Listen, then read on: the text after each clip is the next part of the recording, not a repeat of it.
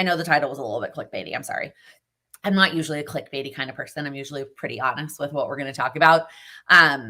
But of course, it is not as simple as me just like telling you what it is. Also, y'all, my Halloween shirt that I talked about a couple weeks ago, that's little kitties dressed as ghosts. You can hardly see it on the live, which is a bummer. Maybe I should like tilt it down a little bit more. My computer screen is loose. Oh, I love it. I love it. I love it. I'm probably going to wear it for this live because I wanted to, and I'm going to take it right off so that it's clean for tomorrow. But yay, I just love it. Okay. Topic. The number one mistake that I've totally made, and I've seen so many people make in Q4, and really it's Q4, but I'm talking about this now, the last week of October, because it's really more of a November, December problem than a total Q4 problem. But the biggest mistake is just continuously saying, I'm going to do this in January, and continuing to say, like, the New Year's right around the corner. I'm just going to wait till January. I'm going to do this in January. I'm going to start in January. I'm going to wait till January. Insert whatever verb you want to insert here.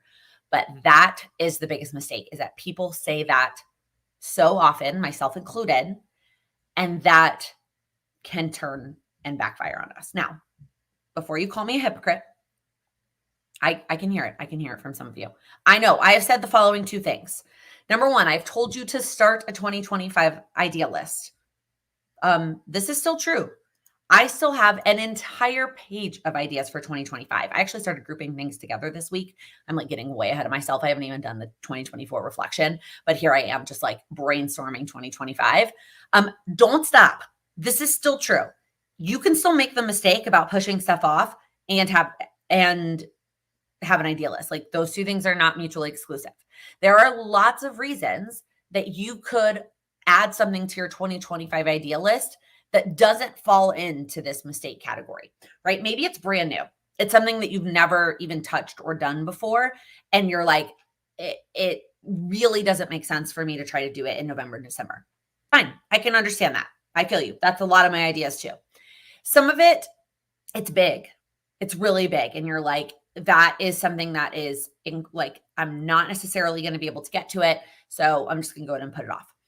It doesn't make sense, right? Maybe it's something like, some of my idea lists are like, well, obviously that's a 2025. Now, that said, doesn't mean you can't start working on it in 2024. Because one of my 2025 ideas is for the business side is to have an in-person event. And I have actually I haven't officially booked it yet, but I have picked a location and a date. But like, most of that goal execution doesn't make sense until next year. So there's a lot of great reasons for you to still have your 2025 idea list and add to it. The other thing that I've said is that I'm doing a no goals December, which again may feel a little bit hypocritical to, well, I'm just going to do things in January.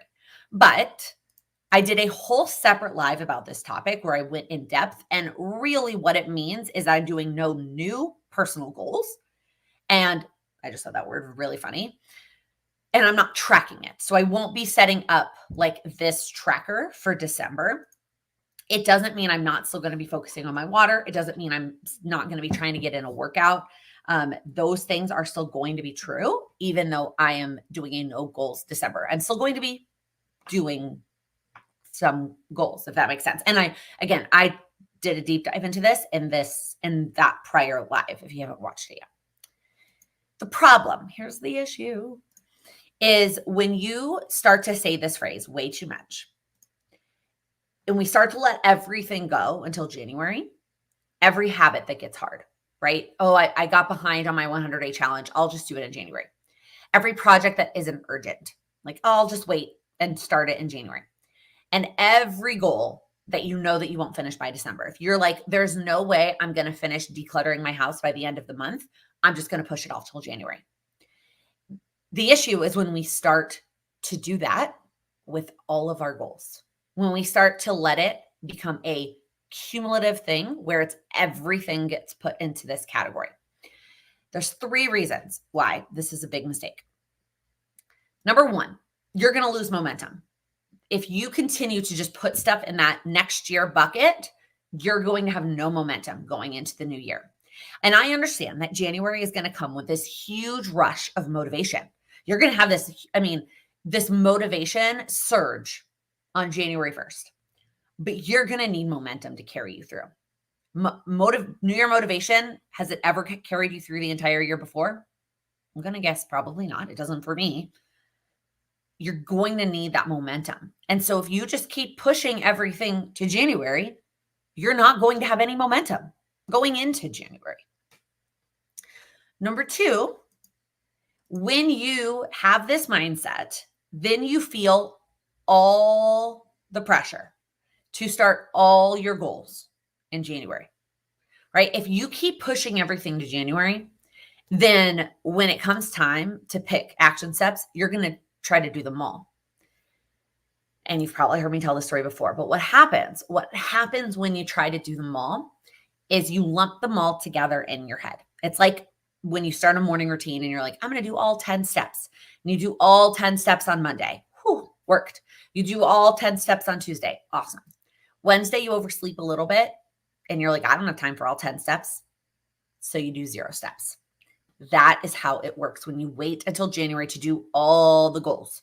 When you start them all on January 1st, then they all become lumped together. And you may be able to ride that motivation wave and work on all of your goals for a week, maybe 2 weeks. But then as it starts to get hard and life starts to creep back in, kids are back in school, things start to get busy again, your goals have lumped themselves in your brain into this all or nothing mindset. And it's either all of your goals or none of your goals. And most of the time we lean towards none because it's easier. So I don't want you to have all this pressure that you're going to start everything in January. The third reason is that you forget that you can achieve your goals. When you push everything to the new year and you essentially do nothing in December, you lose all that goal setting confidence that you have been building up all year. You have been, every time you achieve a goal, every time you check something off, every time you shade in that little progress bar, you are building the confidence bucket. You're building this bucket of knowledge that you can do it. You can achieve your goals. Momentum is a feeling. It's that feeling of riding the wave. But goal confidence is a mindset that you have been, if you're here listening to me talk right now, I know that you have been working on all year. I don't want you to lose that. I don't want you to forget. I don't want you to forget that you can achieve your goals. When you go into the new year knowing that you read 2 books in Q4, or drank 40 glasses of water in December, or worked out 10 times in December, you know that you can tackle your New Year's goals. You have that confidence that you can do it. And I want you to have that. Notice how this doesn't say and. I'm not saying that you have to do all these things in December in order to have a successful 2025. Please don't hear that. But when you do none of those, not these exact ones, you know that, right? These are examples. When you do nothing in December and you just save it all for the new year, you lose that confidence that you can accomplish things when the new year starts. So what would be more beneficial? What's a better way to go about? And I feel like I'm saying interchangeable things. This could be Q4. Obviously, we're already 1 month into Q4, depending on when you're watching this. This could be November and December. This could be just November or December. There's lots of options here. But I want you to think about some things that you could do. Number 1, I gave all of these 1, 2, and 3, but really it's 1 or 2 and 3. So number 1 is pick one habit that you're going to stay focused on through December 31st. I think that's the beauty of the 100-day challenge. And by the way, you could start now. Maybe I will make you a 60-day version for the end of the year. Let me know in the comments if that's something you would want. Pick one habit that you're going to stay focused on through the end of the year, and then make it smaller if you need to. But what's the one thing that you could carry through, right? I gave you some examples here because these are ones I feel like that I'm going to continue even when I'm doing no goals December, right? I'm still going to be reading.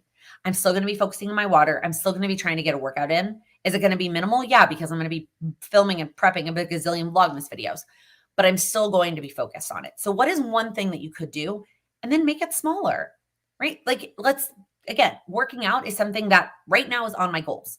I'm not going to have a tracker in December. That does not mean working out is getting taken off of my calendar, but it does mean I am going to keep it really, really small in order to stay focused on all the other things I have going on in December. So whatever it is, I want you to make it. Sorry, I just noticed there was some, where all the spam is coming from. I actually have one quick question. I'm going to interrupt this really quick. If you watch this on Facebook, like seriously watch this on Facebook, member of the community, you watch the lives and you're here on Facebook, please let me know, because I think I may stop posting these on Facebook because I feel like all I ever get from Facebook are spam comments. Okay. Anyway, feeling called out. Okay. I'm sorry, but also like, I feel like it's helpful. Okay. So option one is you pick one small habit and you make it smaller. And this is the one thing you're going to stay focused on through the end of the year. Or you could and this, or you can or this.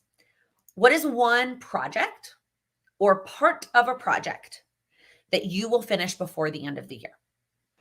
If there is something, if there's a project that you're looking at that you're like, there's no way I'm going to get to this by the end of the year. Let's go back to that decluttering example.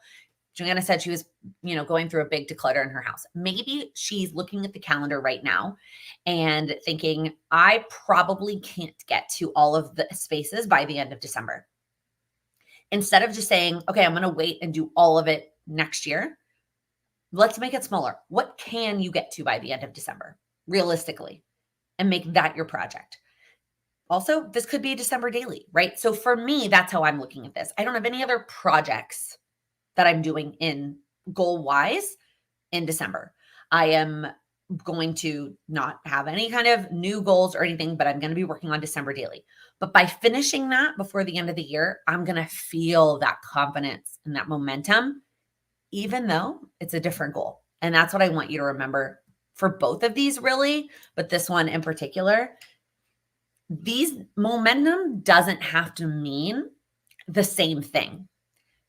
Saying that you're building up the momentum there is momentum for the same thing. That exists. But general goal momentum also exists. So by saying, I'm going to focus on December daily and writing that momentum into a different project, it doesn't have to be the same project, but that confidence and that momentum will still exist for a project for you, working on something for you that you can carry into the new year.